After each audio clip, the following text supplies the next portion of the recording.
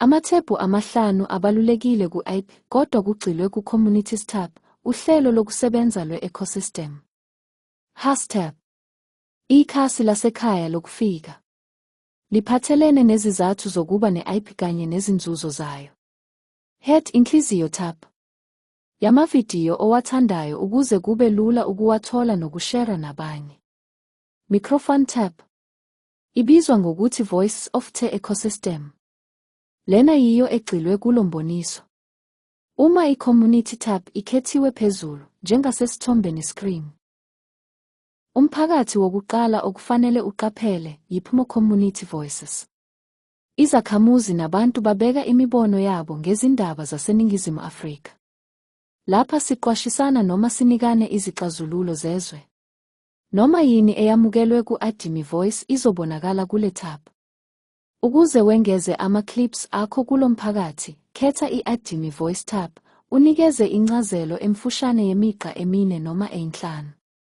Layisha ividiyo. Ithimba lizoyigunyaza futhi liyilayishe ngemva kokubheka ukuhambisana nomphakathi we-ecosystem.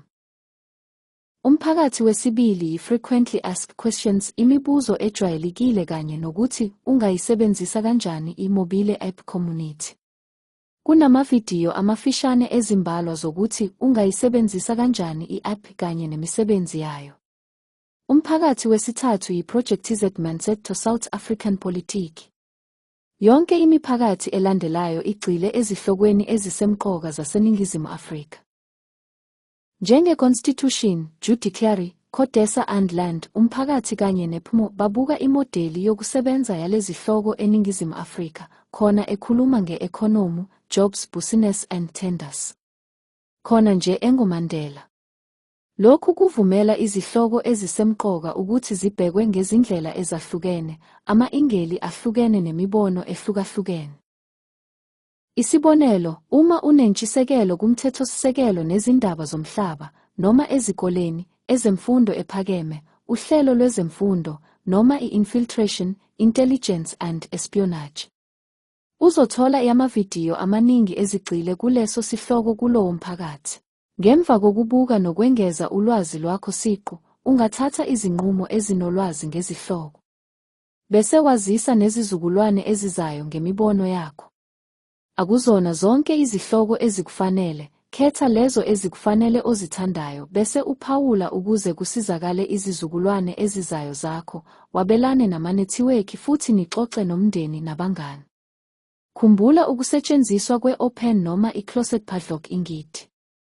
Open padlock ingidi kusho ukuthi iminikelo yakho yabelwana ngayo emphakathini wePhumo ecosystem. Closed padlock ingidi kusho ukuthi iminikelo nemibono yakho izofinyelelwa kuphela ngabazuzi bedatha yakho ngesikhathi esifanele. Izizukulwane. Lokhu kuvumela ukwabiwa kwedatha yomphakathi nabazuzi ukuthi kugcinwe kahle. Ecosystem app ithuluzi elilula kakhulu nelisebenzayo kahle lokwabelana ngolwazi nezizukulwane. Zama, kulula ukulusebenzisa nokuqonda. Futhi akubizi lutho ukubheka nje amavidiyo. Kumahala. Landa, downloada i-Ecosystem app mahala bese uqala ukubamba iqhaza emiphakathini ehlukene.